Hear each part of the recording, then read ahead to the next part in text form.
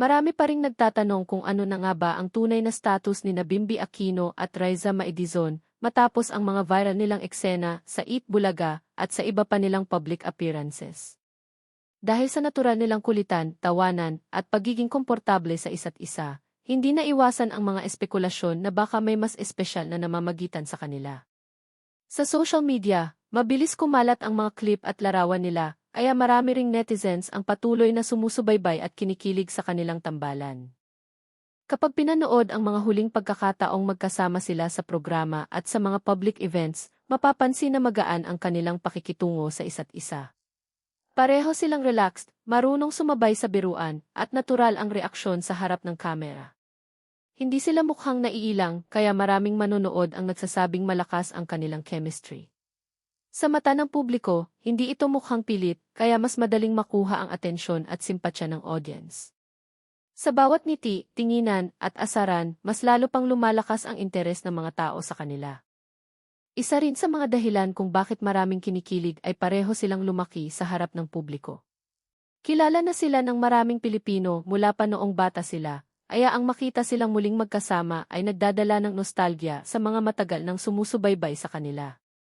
Para sa mga tagahanga, parang maihalong alaala at saya ang bawat eksenang pinagsasaluhan nila. Kaya naman sa tuwing may bagong clip o video, mabilis itong nagiging usap-usapan online. Gayunman, pagdating sa tunay nilang status, mahalagang ibatay ang usapan sa kumpirmadong impormasyon at hindi lang sa hula ng netizens. Hanggang ngayon, wala pang opisyal na pahayag mula kina Bimby Aquino at Raisa Maedizon na nagsasabing sila ay magkasintahan o nasa isang romantikong relasyon. Wala ring malinaw na kumpirmasyon na may panliligaw o eksklusibong namamagitan sa kanila. Karamihan sa mga usap-usapan ay nagmumula sa closeness na nakikita ng publiko at sa mga viral na video na kumakalat online. Sa ngayon, ang malinaw na nakikita ay isang magandang pagkakaibigan at mahusay na samahan sa harap ng kamera. Bilang mga personalidad sa entertainment, mahalaga ang natural na chemistry dahil ito ang nagbibigay saya sa mga manonood. Sa kaso ni Bimby at Raisa, iyon mismo ang napapansin ng publiko, isang samahang magaan, masaya at madaling mahalin. Hanggang wala silang opisyal na pahayag, ang tamang paglalarawan sa kanilang status ay magkaibigan na may magandang chemistry at ang usapin tungkol sa pagiging magkasintahan ay nananatiling haka-haka.